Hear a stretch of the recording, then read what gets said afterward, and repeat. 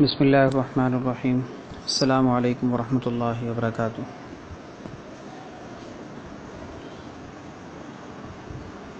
الحمد للہ رب العالمین والعاقبۃ للمتقین والصلاة والسلام علی سیدنا محمد وعلی آلہ واصحابہ اجمعین، اما بعد فقد قال اللہ تبارک وتعالی فی کلامہ المجید والفرقان الحمید: يا أيها الذين آمنوا كتب عليكم الصيام كما كتب على الذين من قبلكم لعلكم تتقون. صدق الله وصدق رسوله النبي الكريم، ونحن على ذلك من الشاهدين والشاكرين، والحمد لله رب العالمين. اللہ تبارک و تعالیٰ کی توفیق سے قرآن کریم کی ایک آیت مبارکہ تلاوت کی گئی ہے، اور اس کی روشنی میں انشاءاللہ آج کی مجلس میں جس موضوع پر بات کی جائے گی وہ موضوع ہے روزوں کے فضائل اور اس کے آداب۔ رمضان المبارک کا مہینہ اللہ تبارک و تعالیٰ کی توفیق سے ہمیں نصیب ہوا، اور اللہ تبارک و تعالیٰ نے اس ماہ مبارک کی رحمتیں و برکتیں لوٹنے کا، سمیٹنے کا ہمیں موقع عنایت فرمایا۔ اس پر ہم اللہ تبارک و تعالیٰ کا شکر ادا کرتے ہیں، اور اس مہینے کی قدردانی کا انشاءاللہ ہم بھرپور اہتمام کریں گے۔ اللہ تعالیٰ ہمیں اس کی توفیق نصیب فرمائے۔ اس وقت رمضان المبارک کا ایک اہم عمل یعنی روزہ رکھنا کہلاتا ہے، اس کے متعلق فضائل اور اعمال ذکر کیے جا رہے ہیں۔ اللہ تعالیٰ حق کہنے، سننے کی، سمجھنے کی اور عمل کرنے کی توفیق عطا فرمائے۔ رمضان المبارک کا سب سے قیمتی عمل، ویسے تو رمضان المبارک کے اندر بہت سے اعمال کیے جاتے ہیں، لیکن سب سے قیمتی اور سب سے اہم عمل جس کی بنیاد پر اس ماہ مبارک کو پہچانا جاتا ہے وہ روزے کا عمل ہے۔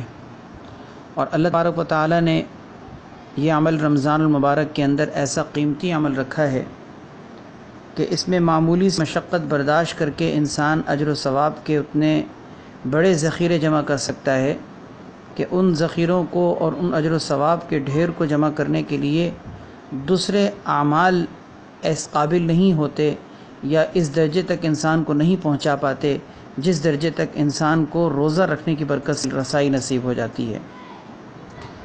قرآن کریم میں اللہ تبارک و تعالیٰ نے اس روزہ رکھنے کا حکم دیا ہے، اس لیے اگر کوئی فضیلت نہ بھی ہو اور اس پر کوئی اجر و ثواب نہ بھی ملے تو ایک بندہ ہونے کی حیثیت سے ہم سب کا یہ فرض بنتا ہے کہ ہم اللہ تعالیٰ کی اس حکم کو پورا کریں۔ لیکن یہ اللہ تبارک و تعالیٰ کا کتنا بڑا احسان ہے کہ اس فرض کو پورا کرنے پر اللہ تبارک و تعالیٰ نے کتنے اجر و ثواب کے وعدے کیے ہیں۔ چنانچہ حدیث مشہور ہے، آپ نے سنی ہوگی روزے کی فضیلت کے حوالے سے، کہ نبی کریم صلی اللہ علیہ وسلم نے اللہ تبارک و تعالیٰ کا یہ ارشاد نقل کیا ہے جس کو حدیث قدسی کہا جاتا ہے کہ الصوم لی وانا اجزی بہ، کہ روزہ بندہ میرے لیے رکھتا ہے اور میں خود اس کا بدلہ اس کو دوں گا۔ یعنی اس کا کوئی اجر کا پیمانہ نہیں ہے کہ جو اللہ تبارک و تعالیٰ نے مقرر کیا ہو، بلکہ یہ ایسا عمل ہے کہ جس کو اللہ تبارک و تعالیٰ نے بغیر کسی پیمانے کے خود اس کے اجر کو اپنے ذمے لیا ہے کہ میں خود اس کا اجر اپنے بندوں کو، جس نے میرے لیے بھوک اور پیاس برداشت کی ہے، میں خود اپنے خزانہ غیب سے اس کا اجر اس کو دوں گا، حتیٰ کہ فرشتے بھی اس روزے کا اجر لکھنے سے قاصر ہیں۔ ایک حدیث میں آتا ہے، اللہ کے نبی صلی اللہ علیہ وسلم سے کسی نے سوال کیا کہ یا رسول اللہ کسی عمل کی رہنمائی کیجئے، کوئی عمل مجھے بتائیے۔ آپ صلی اللہ علیہ وسلم نے فرمایا روزہ رکھا کرو، کیونکہ اس کے برابر کوئی چیز نہیں ہے۔ ایک اور روایت میں آپ نے فرمایا علیک بالصوم فإنہ لا مثل لہ، کہ روزہ رکھنے کا اہتمام کیا کرو کیونکہ اس کے مثل اللہ تعالیٰ نے کوئی چیز نہیں رکھی۔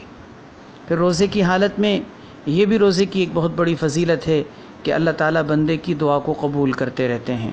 چنانچہ حدیثوں میں اس بات کو واضح طور پر نقل کیا گیا ہے کہ روزے کی حالت میں اگر بندہ سوتا ہے تو اس کا سونا بھی عبادت ہوتا ہے، اور اس کی خاموشی تسبیح کے طور پر لکھی جاتی ہے، اور اس کے عمل کا دگنا سے گنا اور کئی گنا بڑھا کر اس کو اجر دیا جا رہا ہوتا ہے، اور جب وہ دعا مانگتا ہے تو اس کی دعا بھی قبول کی جاتی ہے۔ ایک حدیث میں آتا ہے روزے کی حالت میں جو بندہ دعا مانگتا ہے اللہ تعالیٰ روزے دار کی دعا کو رد نہیں فرماتے، اس کی دعا کو قبول فرماتے ہیں۔ یہ کتنا بڑا اعزاز ہے روزے دار کے لیے کہ جنت میں اللہ تبارک و تعالیٰ نے جنت میں داخلے کے لیے 8 دروازوں میں سے ایک دروازہ مخصوص کر رکھا ہے جس کو ریان کہا جاتا ہے، اور وہ ریان دروازہ روزے داروں کے لیے خاص ہے، اس سے صرف روزے دار داخل ہوں گے۔ اس طرح روزے کی ایک فضیلت یہ بھی ہے کہ اللہ تبارک و تعالیٰ روزے دار کی بخشش اور اس کی مغفرت کر دیتے ہیں۔ بہت سی احادیث میں اللہ تبارک و تعالیٰ نے اور اللہ کے حبیب صلی اللہ علیہ وسلم نے یہ بشارت دی ہے کہ روزے کی حالت میں بندے کی مغفرت ہوتی ہے۔ مشہور حدیث ہے، بخاری شریف کی روایت ہے کہ جس نے ایمان کی حالت میں اجر و ثواب کی نیت لے کر اس نے رمضان کے روزے رکھے، اس کے پچھلے تمام گناہ معاف کر دیے جاتے ہیں۔ یہ ایک روایت میں ہے، ورنہ ایک دوسری روایت نسائی شریف کی یہ ہے کہ اس کے اگلے پچھلے تمام گناہ معاف کر دیے جاتے ہیں۔ پچھلے گناہ معاف ہونا تو سمجھ میں آتا ہے کہ ماضی کے گناہ معاف ہو گئے، اگلے گناہوں کی معافی کا مطلب محدثین نے بیان کیا ہے کہ آئندہ اللہ تبارک و تعالیٰ اس کو گناہوں سے بچنے کی توفیق عطا فرما دیتے ہیں۔ تو یہ کتنا بڑا اعزاز ہے کہ اللہ تبارک و تعالیٰ روزے دار کی مغفرت فرما دیتے ہیں۔ ایک روایت میں ہے کہ قیامت کے ہولناک مناظر کے اندر جب کہ افراتفری کا عالم ہوگا، اس موقع پر اللہ تبارک و تعالیٰ کی طرف سے روزے داروں کے لیے دسترخوان چنا جائے گا، اور اس میں طرح طرح کے مختلف قسم کے کھانے، بیش بہا کھانے ہوں گے، اور روزے داروں کے لیے وہ دسترخوان لگایا جائے گا۔ ابھی لوگوں کا حساب کتاب ہو رہا ہوگا، اور یہاں روزے داروں کے لیے اللہ کی طرف سے ضیافت اور اللہ کی طرف سے دعوت کا اہتمام کیا جا رہا ہوگا۔ اسی طرح روزے کی ایک فضیلت یہ ذکر کی گئی ہے کہ روزے دار کو جہنم سے دور کر دیا جاتا ہے۔ حدیث میں آتا ہے ایک دن بھی اللہ کی رضا کے لیے اگر کوئی روزہ رکھتا ہے اللہ تعالیٰ اس کو جہنم سے دور کر دیتے ہیں، اور اتنا دور کر دیتے ہیں حدیث میں آتا ہے کہ 70 سال کی مسافت کے برابر اللہ تعالیٰ دور کر دیتے ہیں۔ اللہ اکبر! تو یہ کتنی بڑی فضیلت کی بات ہے کہ روزے کی برکت سے انسان کو جہنم سے دوری نصیب ہو جائے۔ اسی طرح روزے کا کوئی حساب اور کتاب نہیں ہے، روزے کے اجر و ثواب کا کوئی حساب اور کتاب نہیں ہے، بلکہ روزے کا اجر میں نے جیسے کہ ابھی شروع میں ایک روایت ذکر کی تھی کہ اللہ تعالیٰ نے اس کا اجر خود ہے، اس کا ظاہری پیمانوں میں کوئی حساب رکھا ہی نہیں گیا۔ ایک روایت میں آتا ہے کہ قیامت کے دن اللہ تعالیٰ کی طرف سے ایک پکارنے والا پکارے گا کہ ہر کھیتی کرنے والے کو اس کی کھیتی کا بدلہ دیا جائے گا، اور اس میں اضافہ بھی اس کو نصیب کیا جائے گا، سوائے 2 شخصوں کے، ایک قرآن کے اہل اور دوسرا روزے دار۔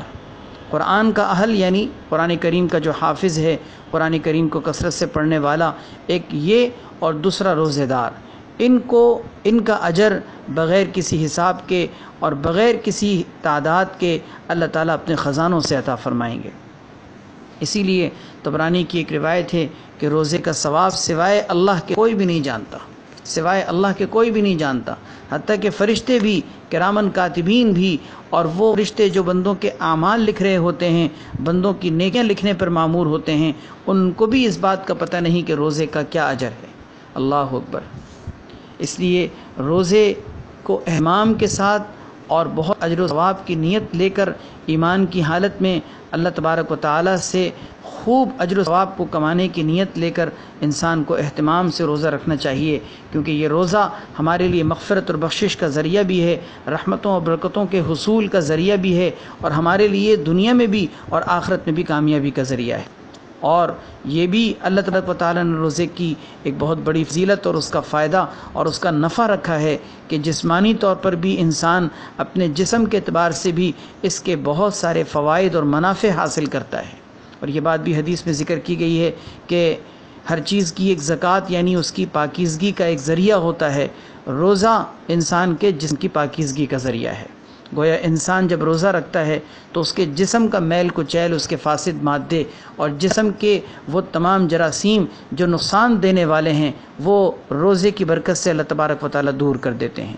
اسی وجہ سے بھی بہت ساری لا علاج بیماریوں کا بھی حل یہ ہوتا ہے کہ انسان وقتاً فوقتاً روزہ رکھے، کیونکہ اس کی برکت سے جسم کی کثافتیں دور ہوتی ہیں، جسم کے اندر جو مادیت کے اعتبار سے کثافت اور بوجھ اور گرانی ہوتی ہے روزے کی برکت سے وہ دور ہوتی رہتی ہے۔ یہ سارے فضائل جو آپ نے روزے کے سنے ہیں، ان سارے فضائل کو حاصل کرنے کے لیے ایک دوسری چیز بہت اہم ہے، اس کو بھی سننے کی اور عمل میں لانے کی ضرورت ہے، اور وہ یہ کہ ان فضائل کو حاصل کرنے کے لیے ضروری ہے کہ ہم روزے کے آداب کا خیال رکھیں، اس لیے کہ ان فضیلتوں کا حاصل کرنا موقوف ہے اس بات پر کہ روزے کو طریقے سے آداب کے ساتھ شرائط کا لحاظ رکھتے ہوئے، مسائل کا لحاظ رکھتے ہوئے، جو اس کے آداب ہیں ان کا لحاظ رکھتے ہوئے روزہ رکھنے کا اہتمام کیا جائے، تاکہ روزے میں کسی قسم کی کمی اور کوتاہی کی وجہ سے ہم اس اجر و ثواب سے محروم نہ رہ جائیں جو ان حدیثوں کے اندر آپ نے بھی روزے کے فضائل سنے ہیں۔ بلکہ روزہ بغیر آداب کے رکھنا ان فضیلتوں سے محرومی کا باعث بن جاتا ہے، اور یہ بات بھی خود حدیث کے اندر موجود ہے۔ چنانچہ مسند احمد کے اندر امام احمد بن حنبل رحمۃ اللہ علیہ نے ایک روایت نقل کی ہے، حضرت ابو سعید خدری رضی اللہ تعالیٰ عنہ نبی کریم صلی اللہ علیہ وسلم کا یہ ارشاد نقل فرماتے ہیں، من صام رمضان وعرف حدودہ، جس نے رمضان المبارک کے روزے رکھے اور اس کی حدود کا خیال رکھا، اس کی حدود کو پہچانا، کہ یعنی اس کی حدود کا مطلب یہ کہ اس کے آداب اور حقوق کا لحاظ رکھا، وَتَحَفَّظَ مِمَّا كَانَ يَنبَغِي لَهُ أَن يَتَحَفَّظَ فِيهِ، اور اس نے روزے کے اندر ان چیزوں سے اپنی حفاظت کی جن چیزوں سے حفاظت کرنا مناسب تھا، یعنی انسان کو روزے کی حالت میں ان سے محفوظ رہنا چاہیے تھا، تو اس نے رمضان کے روزے رکھے اور اس کے حدود کا خیال رکھا اور ان چیزوں سے اپنے آپ کی اپنی حفاظت کی جن سے حفاظت کرنا چاہیے تھا، تو یہ روزہ اس کے پچھلے گناہوں کا کفارہ بن جاتا ہے۔ اس میں آپ نے دیکھا کہ حدیث کے اندر روزے کو پچھلے گناہوں کا کفارہ کہا گیا، لیکن ساتھ میں یہ شرط بھی لگائی گئی ہے کہ اس نے رمضان کے روزوں کی حدود کا خیال رکھا اور ان چیزوں سے اپنی حفاظت کی جن سے حفاظت کرنا چاہیے تھا۔ اور وہ کون سی چیزیں ہیں جن سے انسان کو بچنا چاہیے؟ وہ گناہ ہیں، اللہ کی نافرمانیاں ہیں، کہ انسان روزہ رکھ کے اللہ کی نافرمانیوں سے بچا اور رمضان کے روزوں کے آداب کا اور حدود کا خیال رکھا، تو یہ روزہ یقیناً اس قابل ہوتا ہے کہ پچھلے گناہوں کے لیے کفارہ بن جاتا ہے۔ اس لیے اس حدیث کی روشنی میں یہ کہا جا سکتا ہے کہ جس نے رمضان کے روزے تو رکھے لیکن ان کی حدود کا خیال نہیں رکھا، ان کے آداب کا لحاظ نہیں رکھا، روزہ رکھ کر بھی اس نے اللہ کی نافرمانیاں کی، تو اس کو ان فضیلتوں کے حصول کا پھر کوئی معاملہ سامنے نہیں رہے گا۔ اس لیے روزے کے آداب کو سن لیجئے اور ان آداب کو عمل میں لانے کی کوشش کیجئے۔ انشاءاللہ جب ہم ان آداب کا خیال رکھیں گے تو اللہ تبارک و تعالی ہمیں یہ سارے فضائل اور یہ سارے فوائد انشاءاللہ اپنی شان کے مطابق نصیب فرمائیں گے، اس لیے کہ ہماری عمل کی تو کوئی حیثیت نہیں، انشاءاللہ ہم اللہ سے پر امید ہیں کہ ہم ان آداب کا خیال رکھیں، اللہ تبارک و تعالی کی شان کے مطابق اس سے اجر و ثواب کو لے سکتے ہیں۔ اب وہ آداب ذکر کیے جا رہے ہیں، ان آداب کو سمجھیے اور ان کا لحاظ رکھیے۔ روزے کے بارے میں ہمارے مشائخ نے قرآن و سنت کی روشنی میں جو آداب ذکر کیے ہیں، ان میں سب سے پہلا ادب یہ ہے کہ روزہ انسان کو اخلاص کے ساتھ رکھنا چاہیے، یعنی اپنی نیتوں کو خالص رکھنا چاہیے، کہ نیت میں کسی قسم کا کھوٹ نہ ہو، فتور نہ ہو، نیت میں ریاکاری، نام و نمود اور دکھلاوا نہ ہو، کسی دنیاوی مفادات کو انسان پیش نظر نہ رکھے بلکہ خالصتاً صرف اور صرف اللہ کے لیے رکھے۔ جیسے کہ وہ حدیث ابھی ہم نے پڑھی نا، الصوم لی، اللہ تعالیٰ فرماتے ہیں روزہ بندے نے میرے لیے رکھا ہے۔ تو میرے لیے کا مطلب کیا ہوگا کہ بندہ رکھے بھی تو اللہ کے لیے رکھے، اگر مخلوق کو دکھانے کے لیے رکھتا ہے تو وہ روزہ اللہ کے لیے کہاں ہوا؟ تو روزہ رکھنا صرف اور صرف اللہ کو راضی کرنے کے لیے ہو، بھوک اور پیاس کو برداشت کرنا صرف اور صرف اللہ کے لیے ہو۔ حدیث میں آتا ہے من صام یرائی فقط اشرکا، شعب الایمان کی روایت ہے، جس نے دکھلاوے کے لیے روزہ رکھا اس نے شرک کیا۔ کہ جو عمل اللہ کے لیے کرنا تھا وہ عمل اس نے مخلوق کے لیے کیا، تو یہ شرک ہے۔ اگرچہ اس کی وجہ سے انسان مشرک تو نہیں ہوتا، لیکن اس کو شرک خفی کہا جاتا ہے، یعنی یہ شرک کی ایک ادنا قسم ہے کہ جس کی وجہ سے انسان مشرک تو نہیں ہوا، لیکن اپنے عمل میں اس نے اللہ کے ساتھ غیر کو شریک کر لیا، تو صورت کے اعتبار سے یہ شرک کرنے والا بن گیا۔ اس لیے بہرحال اپنے عمل کو ضائع ہونے سے بچانے کے لیے ہمیں ضرورت ہے کہ ہم اپنے روزوں کو خالص اللہ کے لیے رکھیں۔ حدیث میں آتا ہے جو بندہ کسی عمل کو دکھلاوے کے لیے کرتا ہے، قیامت کے دن اللہ تبارک و تعالیٰ اس سے کہیں گے کہ جاؤ اپنا اجر اس سے لے لو جس کو دکھانے کے لیے تم نے یہ کیا تھا، میرے پاس تمہارے عمل کے لیے تمہیں دینے کے لیے کوئی اجر و ثواب کے کوئی ذخیرے نہیں ہیں۔ تو بندہ ظاہر ہے کہ کسی کے پاس جا کر اپنے عمل کا کیا اجر لے سکتا ہے؟ اجر و ثواب کے خزانے تو صرف اور صرف اللہ کے قبضہ قدرت میں ہیں۔ الحمدللہ ہمارا روزے کا مقصد یہی ہوتا ہے، بس ہمیں اپنی نیتوں کو خالص کرنا بھی ہے اور کرتے رہنا بھی ہے کہ اللہ تیرے لیے ہم نے روزہ رکھا ہے، اے اللہ تو اس کو ہمارے طرف سے اپنی بارگاہ میں قبول فرما۔ یہ پہلا ادب ہے۔ دوسرا ادب ہے روزے کو اعمال صالحہ کے ساتھ گزارنا۔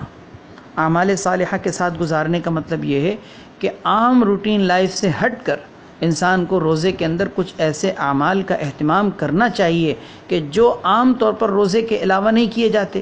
مثلا 5 نمازوں کا اگر کوئی اہتمام نہیں کر رہا روزہ رکھ کر، تو کم سے کم 5 نمازوں کا بھرپور اہتمام کرے۔ اگر کوئی 5 نمازوں کا اہتمام کرتا ہے تو روزہ رکھ کر اس کو چاہیے کہ اپنے اعمال کو بڑھائے، نفل نمازوں کا بھی اہتمام کرے، تہجد کی نماز کا اہتمام کرے، اسی طرح اوابین ہے، اشراق ہے، اور چاشت کی نماز جس کو صلاۃ الضحیٰ کہا جاتا ہے، ان نمازوں کا اہتمام کرے۔ اسی طرح قرآن پاک کی تلاوت کا اہتمام کرے، صدقہ خیرات کا اہتمام کرے، کثرت ذکر، مختلف قسم کے اذکار جیسے تیسرا کلمہ، چوتھا کلمہ، استغفار، درود شریف، اور بھی چلتے پھرتے مختلف اذکار جیسے کہ کلمہ طیبہ لا الہ الا اللہ۔ حدیث میں ویسے ہی رمضان المبارک میں اس کلمے کی کثرت کا حکم دیا گیا ہے، اب یہ اذکار اپنی زبان پر جاری کرے۔ اسی طریقے سے دعاؤں کا اہتمام کرے، دن بھر روزے کی حالت میں اور خاص طور پر افطاری اور سحری کے وقت میں، اور اس کے علاوہ بھی رمضان کی راتوں میں خوب اہتمام کے ساتھ اللہ کی طرف رجوع کر کے دعاؤں کا اہتمام کرے۔ یہ روزے کے آداب میں سے ہے کہ انسان روزے کو اعمال صالحہ کے ساتھ گزارے۔ صحابی رسول حضرت جابر بن عبداللہ رضی اللہ تعالیٰ عنہ فرماتے ہیں کہ لا تجعل یوم فطرک و صومک سواء، کہ اپنے روزہ نہ رکھنے اور روزہ رکھنے کے دن کو برابر مت بناؤ، ایک جیسا مت بناؤ کہ روزہ نہ رکھ کر بھی تم ایک ہی جیسا کام کرتے تھے، روزہ رکھنے کے بعد بھی تم ویسے ہی چل رہے ہو۔ نہیں، کچھ تو فرق ہونا چاہیے، کچھ تو نظر آنا چاہیے کہ آج تمہارا روزہ ہے، کچھ نظر آنا چاہیے۔ اس لیے اپنے روزے کو اعمال کے ساتھ گزارنے کا اہتمام کرنا چاہیے۔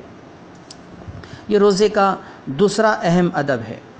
روزے کا تیسرا ادب یہ ہے جو بہت اہم ادب ہے، بلکہ علماء نے اس کو روزے کی حقیقت بھی کہا ہے، اور وہ ادب یہ ہے کہ روزے کو معاصی اور منکرات سے محفوظ رکھا جائے۔ ہر قسم کے فسق و فجور اور گناہوں کے کاموں سے، اللہ کی نافرمانیوں سے، چاہے وہ زبان سے ہو، چاہے وہ ہاتھ اور پاؤں سے ہو، چاہے وہ اپنے کسی بھی اعضاء و جوارے سے ہو، ہر قسم کی اللہ کی نافرمانیوں سے اپنے آپ کو بچانا، روزے کو گناہوں سے پاک گزارنا، یہ روزے کا بہت اہم اور بنیادی ادب، بلکہ اس کو روزے کی حقیقت کا درجہ دیا گیا ہے۔ علماء نے لکھا ہے کہ ایک روزے کا ظاہر ہوتا ہے اور ایک روزے کا باطن۔ روزے کا ظاہر یہ ہے کہ انسان کھانے پینے اور جنسی لذت کو پورا کرنے سے اپنے روزے کو محفوظ گزار لے، اس سے روزے کا ظاہر بنتا ہے، روزے کا اسٹرکچر بنتا ہے، روزے کی ظاہری شکل و صورت قائم ہوتی ہے کہ انسان صبح سے لے کے شام تک، طلوع سے لے کے غروب تک اللہ تعالیٰ کے لیے اپنے آپ کو کھانے پینے اور جنسی لذت سے محفوظ رکھ لے، اس سے روزے کی شکل و صورت بنے گی۔ لیکن اس کی روزے کی حقیقت اس کو نصیب اس وقت ہوگی جب انسان پورے روزے کو اپنے اللہ تعالیٰ کی نافرمانیوں سے محفوظ رہتے ہوئے گزارے۔ کیونکہ دیکھیں، روزہ رکھنے کے باوجود بھی اگر کوئی شخص گناہ کرتا ہے، روزہ رکھنے کے باوجود بھی غیبت کرتا ہے، جھوٹ بولتا ہے، کسی اور قسم کی اللہ کی نافرمانی میں مبتلا ہوتا ہے، تو اگرچہ اس نے اپنے آپ کو روزے کے ظاہر کے ساتھ گزار تو لیا، لیکن اجر و ثواب سے وہ بالکل محروم رہ گیا۔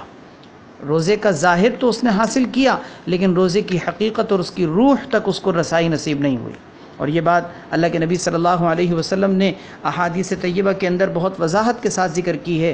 حدیث میں آتا ہے، سنن ابن ماجہ کی روایت ہے، رب صائم لیس لہ من صیامہ الا الجوع، کتنے ہی روزے رکھنے والے ایسے ہیں کہ ان کو ان کے روزے سے سوائے بھوک برداشت کرنے کے کچھ نصیب نہیں ہوتا۔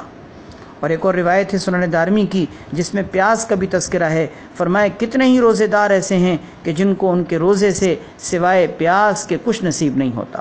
تو خلاصہ یہ کہ نہ روزہ رکھ کر بھوک برداشت کرنے کا کوئی فائدہ ملا، نہ پیاس برداشت کرنے کا کوئی فائدہ ملا، تو سوال یہ ہے کہ پھر صبح سے لے کے شام تک پھر روزہ رکھنے کا اس کو ملا کیا؟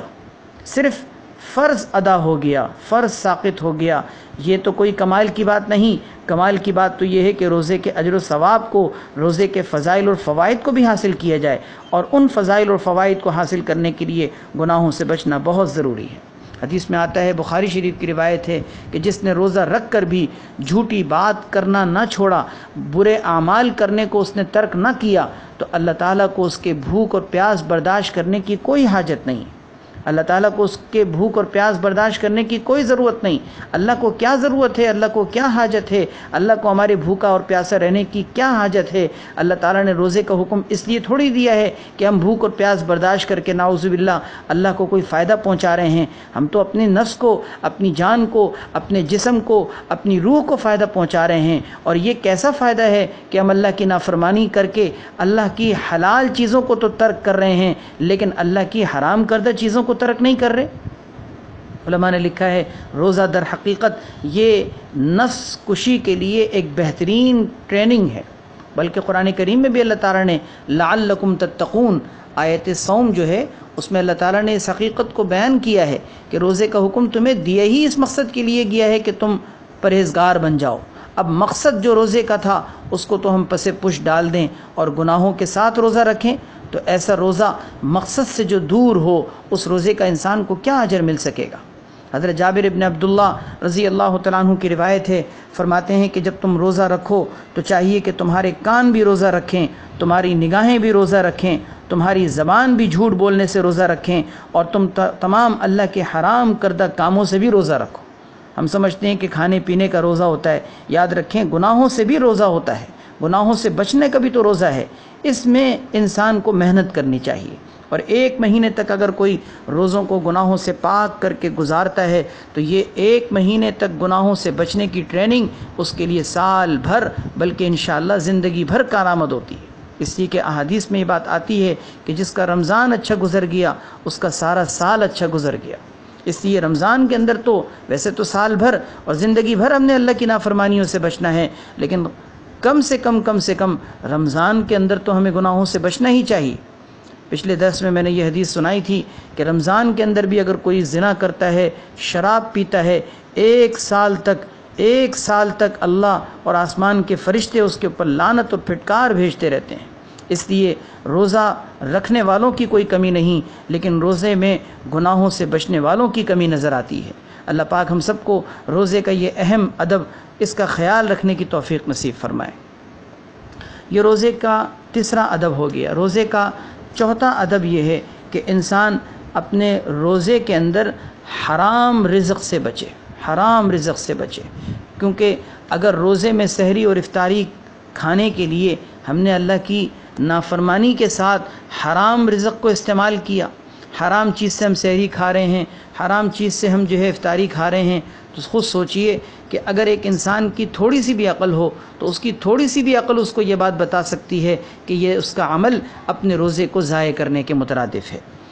اعمال کے بارے میں یہ بات اچھی طرح سمجھ لیجیے، حدیث میں آتا ہے کہ جب انسان 1 لقمہ بھی حرام کھاتا ہے، حدیث کے مطابق 40 دن تک اس کی عبادت قبول نہیں ہوتی۔ 40 دن تک، اللہ اکبر، 40 دن تک اس کی عبادت قبول نہیں ہوتی۔ تو اندازہ کیجئے کہ جب انسان روزہ رکھے اور اس میں بھی حرام لقمے سے نہ بچے تو اس کے اس روزہ رکھنے کی اور رمضان کی مشقتیں برداشت کرنے کی، تراویح اور قرآن پڑھنے کی، نماز اور ذکر کرنے کی، ان ساری چیزوں کی کیا حیثیت رہ جاتی ہے؟ اسی لیے علماء نے لکھا ہے کہ اگر کسی کے پاس حرام اور مشتبہ مال ہو اور کوئی حلال مال نہ ہو تو کم سے کم رمضان گزارنے کے لیے کہیں سے قرضہ لے لے اور حلال پیسوں سے کوئی اپنا جو ہے وہ رمضان گزارنے کا ذریعہ بنائے، ورنہ اس کے رمضان کا اس کو کوئی فائدہ نہیں ہوگا۔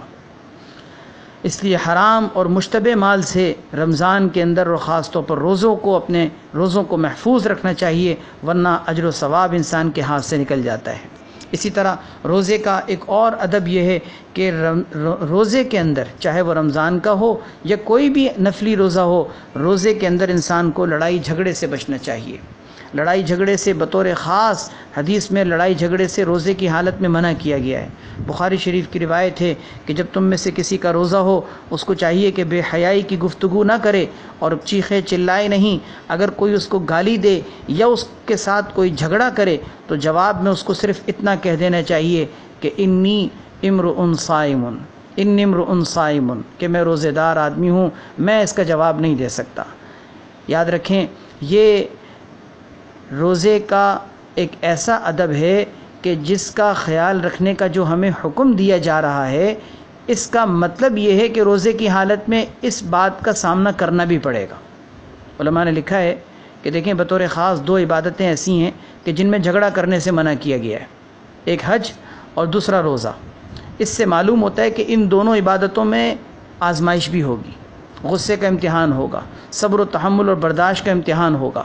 اور آپ میں سے جس نے حج کا سفر کیا ہوگا ان کو اس بات کا اندازہ ہوگا کہ حج کے سفر میں بھی یہ آزمائشیں آتی ہیں، چڑچڑاپن یا بعض اوقات دھکے، بعض اوقات ایسا معاملہ ہو جاتا ہے کہ اپنے کچھ ایسے معاملات کی وجہ سے انسان کو طبیعت میں ناگواری کی وجہ سے چڑچڑاپن یا غصے پن کا سامنا کرنا پڑتا ہے۔ اب وہی موقع ہوتا ہے اس بات کا کہ انسان اپنے آپ کو غصے سے محفوظ رکھے۔ قرآن کریم میں اللہ تعالیٰ نے سورہ بقرہ کے اندر فرمایا ہے کہ جو آدمی حج کا ارادہ کرے اور حج کے سفر کے لیے نکلے، اس کو چاہیے کہ کچھ چیزوں سے بچے، اور ان چیزوں میں سے ایک چیز ذکر کی گئی ہے کہ جھگڑے سے بچے۔ اب بطور خاص جھگڑے سے منع کیا جا رہا ہے، معلوم یہ ہوا کہ اس آزمائش کا سامنا کرنا پڑے گا۔ اسی طریقے سے دوسری عبادت روزہ بھی ہے، اس میں بھی جھگڑے سے منع کیا جا رہا ہے، تو معلوم یہ ہوا کہ اس میں بھی جھگڑے کا سامنا کرنا پڑے گا۔ اور آپ کو معلوم ہے کہ روزے کی حالت میں جب بھوک اور پیاس ہوتی ہے، خاص طور پر گرمی کے روزے ہوں، تپتی ہوئی دھوپ ہو، اور پھر اس کے بعد پھر پسینہ بہہ رہا ہو اور دھوپ بھی ہو اور بھوک اور پیاس بھی لگ رہی ہو، ایسے میں چھوٹی سی ناگواری کی کوئی بات پیش آ جائے تو بہت بڑی بن جاتی ہے۔ اور اسی وجہ سے عام طور پر روزے کی حالت میں لوگ لڑائی جھگڑے کرتے ہوئے نظر آ رہے ہوتے ہیں۔ یاد رکھنا چاہیے ہمیں، اور اس چیز کا خیال رکھنا چاہیے کہ روزے کی حالت میں صبر و تحمل کا مظاہرہ کریں، روزے کی حالت میں برداشت کا مظاہرہ کریں۔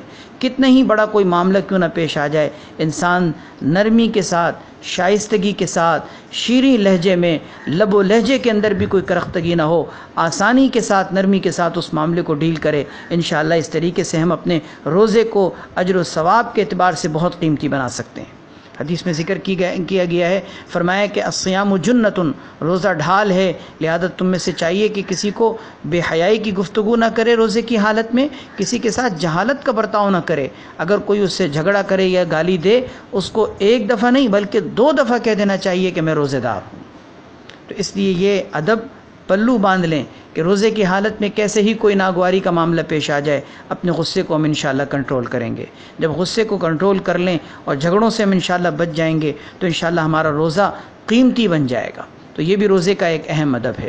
روزے کا اسی طرح ایک اور ادب یہ ہے کہ انسان کو کھانے پینے کے اندر اعتدال کو ملحوظ رکھنا چاہیے، کھانے پینے کے اندر اعتدال کو ملحوظ رکھنا چاہیے۔ حضرت شیخ الحدیث مولانا زکریا صاحب رحمۃ اللہ علیہ نے فضائل رمضان کے اندر اس بات کو ذکر کیا ہے کہ عام طور پر لوگ رمضان کے اندر سحری کے اندر یہ سوچ کر زیادہ کھاتے ہیں کہ دن بھر بھوکا اور پیاسا رہنا پڑے گا، لہذا خوب کھاؤ، اور افطاری کے اندر اس بات کی وجہ سے ہم زیادہ کھا رہے ہوتے ہیں کہ جی دن بھر بھوک اور پیاس برداشت کیے، لہذا خوب کھاؤ۔ اب سحری اور افطاری میں اتنا کھا پی لیا جاتا ہے کہ عام طور پر اس میں شکم پوری کی وجہ سے نیند کے جھونکے دن بھر رہتے ہیں، اعمال کی وجہ سے بوجھل پن ہوتا ہے، رات کو تراویح میں کھڑا ہونا مشکل ہو جاتا ہے، رات کے بھی اور دن کے بھی اعمال متاثر ہوتے ہیں۔ تو ہمیں چاہیے کہ ہم رمضان کے ان روزوں کا خصوصی طور پر لحاظ رکھیں، اس ادب کا خصوصی طور پر لحاظ رکھیں کہ اپنے کھانے پینے کو معتدل رکھیں۔ لیکن اس میں دیکھیں یہ بات بھی ملحوظ رہے کہ کھانے پینے میں اعتدال کا یہ مطلب نہیں ہے کہ انسان اپنی ضرورت کو بھی پورا نہ کرے۔ اپنی ضرورت کو پورا کریں. جتنی بھوک اور پیاس ہو انسان کھانے پینے میں اس ضرورت کو یقیناً پورا کرے، کیونکہ یہ ضعف کا ذریعہ بن سکتا ہے کہ اگر ہم اپنی ضرورت سے کم کھائیں. کھانا پینا بھرپور ہو، لیکن اس کا یہ مطلب بھی نہیں کہ شکم پوری کی جائے یا لذت سے جو ہے وہ ہم جو ہے اپنے پیٹ کو بھریں اور اتنا زیادہ کھا لیں، اوور لوڈ ہو جائیں کہ اس کی وجہ سے طبیعت میں گرانی اور بوجھل پن آ جائے. تو یہ بھی علماء نے اور مشائخ نے روزے کے آداب میں ایک ادب ذکر کیا ہے کہ اعتدال کے ساتھ انسان کو کھانا پینا چاہیے. روزے کا ایک اور ادب یہ ہے کہ انسان روزے کے بارے میں روزہ رکھنے کے بعد بھی اللہ تعالیٰ سے ڈرتا بھی رہے اور پر امید بھی رہے. امید اس بات کی کہ یقیناً اللہ تعالیٰ نے انشاءاللہ قبول کر لیا، اور ڈرنا اس بات کا کہ یا اللہ روزہ رکھنے کا جو طریقہ تھا، جو ادب تھا، یقیناً مجھ سے ان آداب کا خیال نہیں رکھا جا سکا، اے اللہ تو مجھے معاف کر دے. تو اسی کو کہا جاتا ہے خوف اور رجا. ہر عمل میں، یہ صرف روزے کا ہی نہیں بلکہ ہر عمل کا یہ ادب ہے کہ انسان اس معاملے میں اللہ کی طرف سے امید بھی رکھے اور اپنے کوتاہیوں پر نگاہ بھی ہو. ایسا نہ ہو کہ ہم روزہ رکھ کے شیخیاں بگا رہے ہوں اور ہم جو ہے وہ لوگوں کے سامنے یا خود اپنے نفس کے اعتبار سے ہم یہ سوچ رہے ہوں کہ ہم نے بہت بڑا تیر مار لیا ہے، کمال کر لیا ہے.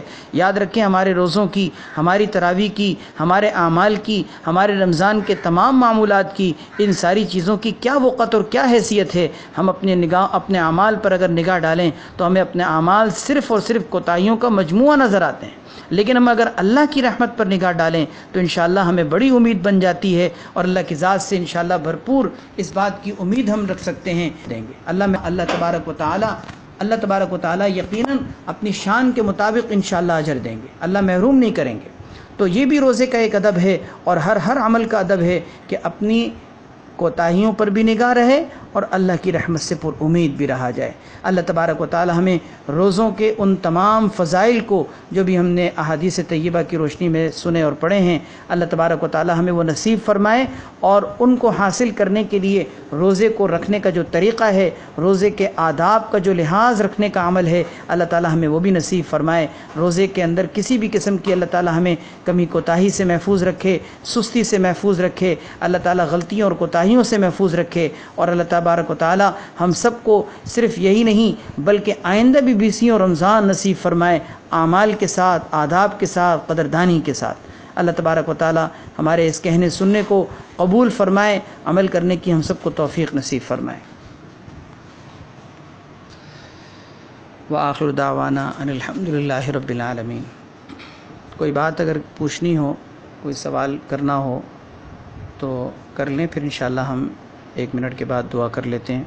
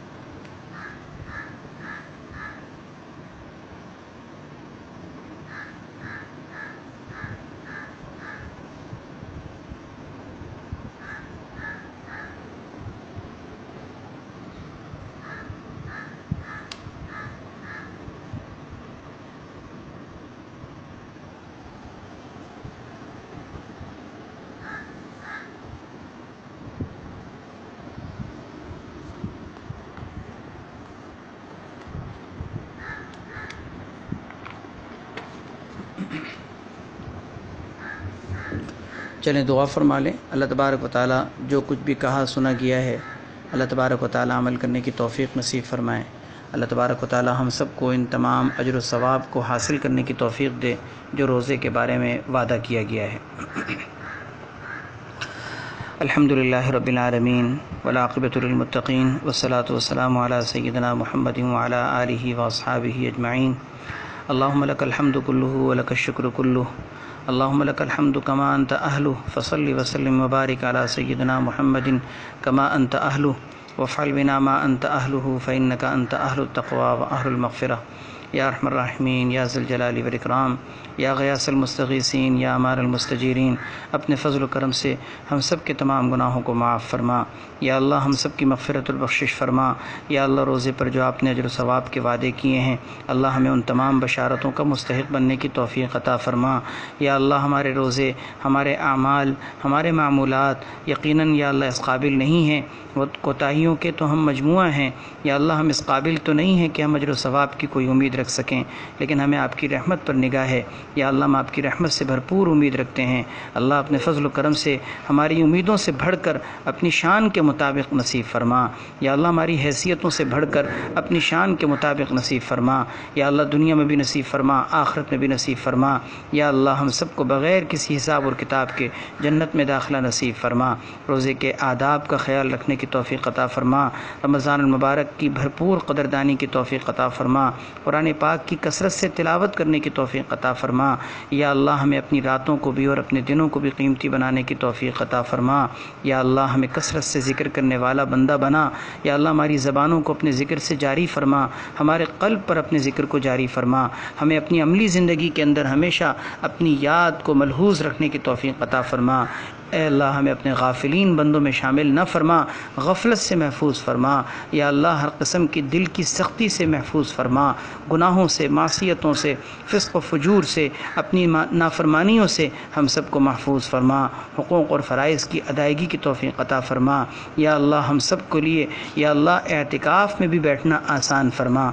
رمضان المبارک کے آخر میں، آخری عشرے میں جو قیمتی رات آپ نے رکھی ہے، اے اللہ بابرکت رات جو آپ نے رکھی ہے، جس ایک رات کو 1000 مہینوں سے آپ نے یا اللہ افضل اور بہتر قرار دیا ہے، اللہ ہم میں سے کسی کو بھی اس شب سے محروم نہ فرما۔ یا اللہ ہم سب کو رمضان المبارک کے روزے کے، تلاوت کے، تراویح کے تمام فضائل اور تمام فوائد حاصل کرنے کی توفیق عطا فرما۔ یا اللہ ہمارے جتنے بھی سننے والے ہیں، یا اللہ جو شوق سے، ذوق سے ہدایت کی نیت لے کر، اصلاح کی نیت لے کر یا اللہ اس بیان میں شریک ہو رہے ہیں، اللہ سب کو اپنی شان کے مطابق اجر و ثواب عطا فرما۔ سب کے لیے یا اللہ ہدایت کے دروازے کھول دے، سب کے قلوب کو نور ہدایت سے منور فرما۔ یا اللہ سب کے تمام مقاصد میں کامیابی نصیب فرما۔ یا اللہ سب کو ان کے تمام جائز مقاصد میں کامیابی نصیب فرما۔ سب کی تمام مرادیں پوری فرما، پریشانیوں کو دور فرما، حاجتوں کو پورا فرما۔ یا اللہ سب کو دیندار بنا، متقی پرہیزگار بنا، ان کے گھروں میں بھی یا اللہ دینی ماحول پیدا فرما، ان کے بچوں کو بھی، ان کے گھر والوں کو بھی، ان کے خاندان والوں کو بھی دین کے لیے قبول فرما، اسلام کے لیے، دین کے لیے، اعمال کے لیے، شریعت کے لیے، قرآن کے لیے قبول فرما۔ اے رب کریم اپنے فضل و کرم سے ہمارے اس چھوٹے سے عمل کو اپنی بارگاہ میں قبول فرما۔ یا اللہ قبول فرما، یا اللہ قبول فرما۔ اللہم انا نسألک من خیر ما سألک منہ عبدک و نبیک محمد صلی اللہ علیہ وسلم ونعوذ بک من شر ما استعاذک منہ عبدک و نبیک محمد صلی اللہ علیہ وسلم وانت المستعان۔